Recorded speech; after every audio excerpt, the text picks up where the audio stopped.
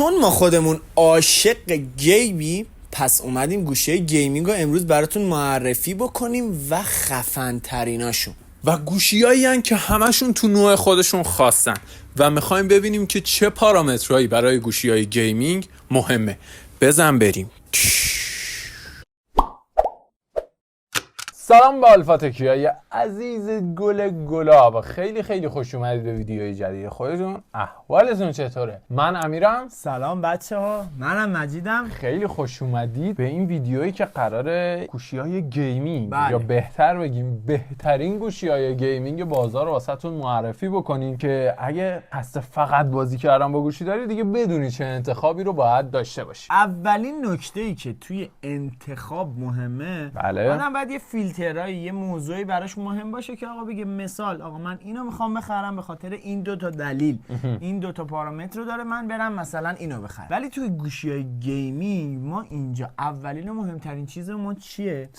سی پی یو خیلی مهمه. خب الان ما این لیستی که آوردیم اینجا همش سی پی یوهاش در درجه اول اولویت بوده و بعدش باتری و رم. حالا باتری هم میشه حالا مثلا جدیدن چون با این قابلیتی که آوردن که آقا تو شارژ میتونی کار بکنی و نمیدونم باتری هم مدار خارج میشه و اینا میشه استفاده کرد. ولی چیزی که خیلی مهمه بعد از سی پی یو رم خیلی خوبی داشته باشه. الان لیستی که ما براتون آوردیم گوشی‌های اندروید. بحث آیفون همین الان خودت جمعش کن بره که آیفون سری های پرو مکسش همیشه گیمینگ بودن. بله، نه که مختص به گیم باشن اما گوشیایی بودن که شما میتونستی به راحتی باهاش بازی هم بکنی. حالا هر کدوم بسته به نسل خودش پاسخگویی به حد کافی رو داشته. حالا سری های معمولیش نه که به درد گیم نمیخوره، اما اگه اصولی و تخصصی بخوای بری سراغ گیم، اف پی اس و اون روونی بدون لگ و باکتری رو میتونی توی سری های پرو و پرو مکسش بیشتر داشته پرو باشی. که باتریش هم بهتره. آره، ولی خب ما اینجا کاری به آیفون نداریم. میخوایم بریم سراغ گوشیایی که سیستم عامل اندروید دارن. بله. و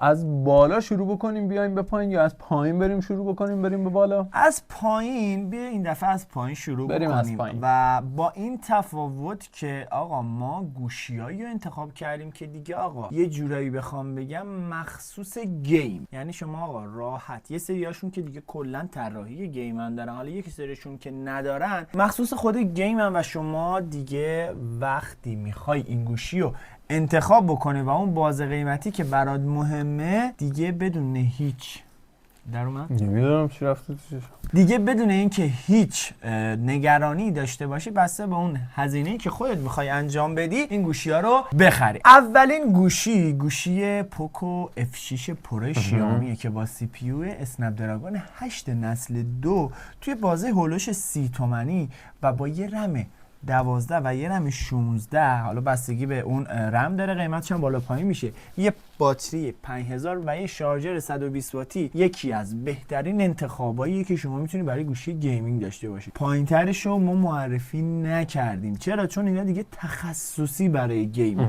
اگر توی که الان داری ویدیوی ما رو میبینی و میخوای کمتر هزینه بکنی، کمتر از 30 تومن هزینه بکنی، همین الان برام کامنت بکن، مثلا بنویس آقا 15. عدد 15 که بنویسیم ما متوجه میشیم. آقا مینویسیم که این گوشی مناسب شماه و میگی تا 15 میلیون من میخوام هزینه بکنم، همین الان برامون کامنت بکنی، ویدیو رو لایکش بکن. از نظر طراحی و نمیدونم همه چیز قبلا توضیحات و کامل دادیم. بازم اگر سوالی چیزی دارید در مورد این گوشی از ما بپرسید. ولی چیزایی که مهم بود یه سی پی یو بود که اسنپ دراگون 8 نسل 2، یه باتری بود که با شارژر 120 واتی که هولوش اگر اشتباه نکنم 20 دقیقه این گوشی 0 تا 100 شارژ میشه بدون اینکه نگران باشین. سری آقا یه ناهاری بخوری و نمیدونم تا بیای دستتو بشوری دیگه گوشی شارژ شده. دستشویی حالا بعضی وقت شاید طول بکشه، بری 120% شارژ 120. بعد دیگه شما خب راحت این گوشی شارژ میشه. برای رم 12 رم 16 هم داره که دیگه خب بی‌نظیر، قیمتش هم فوق العاده خوبه. گوشی بعدی که یکم بیایم بالاتر یا هولوش 10 11 12 میلیون میرسیم به پرچمدار قاتل پرچمدار جدید شیائومی 14 تی پرو که به شدت این گوشی بی‌نظیره به خاطر صفحه نمایش AMOLED 144 هرتزی که داره و در کنار اون از همه مهمتر دایمنسیتی 9300 که روی این گوشی سوار شده و به شدت بی‌نظیره. برای گوشی‌های گیمینگ و به راحتی میتونید نیازتون رو برطرف بکنید. یا آداپتور 120 وات داره در کنار باتری 5000 که کاملا نیازتون رو برطرف میکنه. و از اون مهمتر توی شارژ وایرلس بکنم 50 وات وایرلس داریم که یعنی اگه شما سیما اینا هم نداشتی یه استند خوشگل هم داشتی میتونید بذاری. البته استند هم باید 50 وات ساپورت بکنه که نداریم ما، باید بری از خود شیائومی تهیه بکنی. ولی خب از لحاظ باتری هم بی‌نظیره و کلا اصلا 14 تی پرو گوشی کاملیه. از لحاظ دوربین هم گوشی خوبیه. اما خب ما الان فقط کار با گیمینگ داریم و این گوشی رو میتونید توی رم 16 گیگابایتی تهیه بکنید که دیگه اصلا خیالتون راحت باشه. حتی اگه بخواید تدوین و اینا هم استفاده بکنید نیازتون رو توی اون قسمت هم برطرف میکنه. رقیبش کیه امیر؟ رقیبش 14 تی. رقیبش که دیگه نمونه داداش کوچیکشه. رقیبی که بخوایم از لحاظ قیمتی حدوداً باهاش چیز بکنیم میخوره به S24 FE. ضعفش چیه که ما نیوردیم؟ باتری و سی پی یو پایین‌تر. تموم شده رفت. درست اس حالت نیمچه پرچمدار داره، اما 23 FE 24 FE واقعا از لحاظ باتری ضعیفن و از اون طرف سرعت شارژ به شدت پایین‌تری هم دارن که سامسونگ توی این نقطه ضعف نشون داده. رفرش ریت 120 هرتزی هم داریم. وقتی میخوای گیم بزنی باید رفرش ریت بالایی داشته باشی که سریع ببینی نظرم بکشنه. دقیقاً. میخوایم بریم سراغ ردیه بعدی، ردیه بالاترش، ولی خب خیلی پرتاب قیمت داریم ما. ولی تو این بین حالا این قیمتی که میخوام براتون بگم برای نوبیا گوشی ZTE رد ماجیک 9 پرو که یه هولوش قیمت 75 6 تومن تا هولوش تا زیر 80 تومنه و شما میتونی این گوشی بی‌نظیر رو استفاده بکنی که حتما هم ویدیوشو براتون ساختیم اینجا براتون میاد. آره برید ببینید که تخصصی براتون اونجا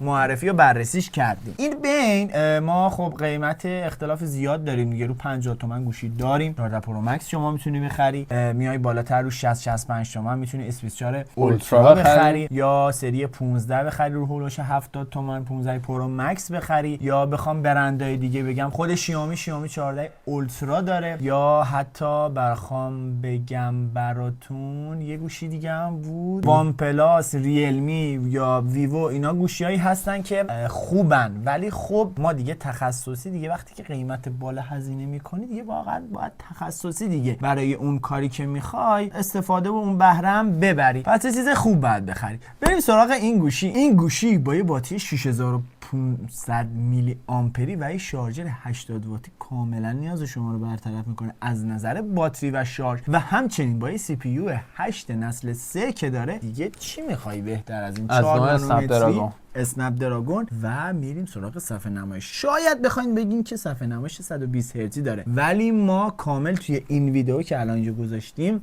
یا 2-3 دقیقه پیش گذاشتیم کامل براتون توضیح دادیم. اینو راحت بعد چشم پوشی بکنی و بعدم یه سری بازی‌ها دیگه بیشتر ساپورت اصلا نداریم بیشتر 120 هرتز هنوز. آره. دیگه خیلی بخوای دید آینده نگری داشته باشی که مثلا بریم سری سراغ مرحله آخر و دیگه رتبه 1 گوشی‌های گیمینگ. واقعا دیگه بیشتر از این نیست. قبل از اینکه بریم سراغ رتبه 1 راجع به نوبیا اینو حتما باید بگیم که سیستم خنک کنندگی به شدت بی‌نظیری داره. یعنی یه فن توربو داره شما میتونی روشن بکنی که کنترل دمای به شدت فوق‌العاده‌ایه. آره دیگه میتونی بزنی اینجا. اصلا انقدر ذوق این گوشی رو من دارم، خیلی دوست دارم داشته باشم. خیلی بی‌نظیره. حتما یه سر به ویدیو بزنید. قیمت رو می‌خوایم بیاریم تا حد و مرز دیگه خالی کردن جیب. یعنی رو بازه 100 میلیون. شاید بگین 100 میلیون خیلیه، اما شما این گوشی رو میتونی با لپتاپ مقایسه بکنی. چرا اینو میگم؟ صفحه نمایش LTPO AMOLED از نوع 165 هرتز. خیلی حرفه. و از اون طرف سی پی یو که داریم آخرین سی پی یو اسنپ دراگونی که مال پارسال اسنپ دراگون 8 نسل 3 و از همه مهمتر سیستم خنک کنندگی بی‌نظیر که راحت شما توی بازی‌های سنگینی مثل وایلد ریفت میتونی 120 فریم دریافتی داشته باشی بدون لگ و باگ. و از همه مهمتر سیخ شدن؟ بذار اینو بگم الان میریزن. 24 گیگابایت رم داری. یعنی شما هر نیازی داشته باشی با این ROG فون ایسوس میتونی برطرفش بکنی. اسمشو گفتم؟ ROG فون 8 پرو 8 پرو جدیدترینه دیگه. آره و آداپتور 65 واتی که داره و ظرفیت باتری چقدری؟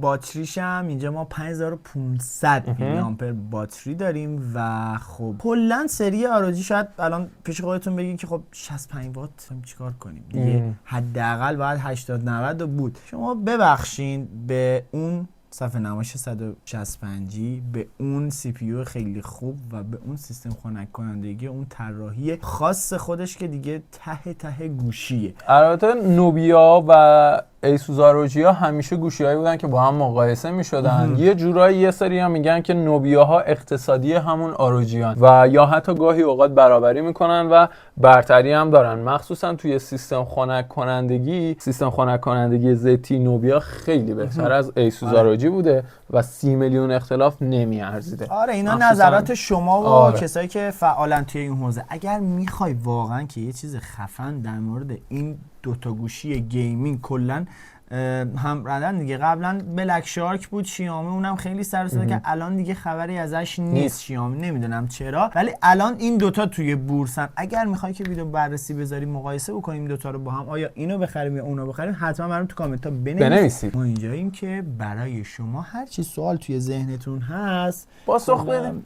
ابهاماتتون رو برطرف کنیم و پاسخ بدیم. پس این ویدیو رو لایک کن، چنل ما و چنل خودتون هم سابسکرایب کن که به ما خیلی انرژی میدی. دمتون هم گرم. اگر دوست داشتی هم به دوستاتم بگو آقا این آلفاتک خیلی خوبه، آلفاتک درجه که بی‌نظیره فلان. دمتون گرم، کاری ندارین، خیلی خوشحال شدیم. خدا نگهدار. خدافظ. 16 پرو مکس هم حتی نمیارزه. واسه چی؟ یعنی چی؟ چیش نمیارزه؟ نمیارزه. تو بگو میارزه یا نمیارزه. بگو ندارم. میارزه یا نمیارزه؟ تو نمیخری. من سگه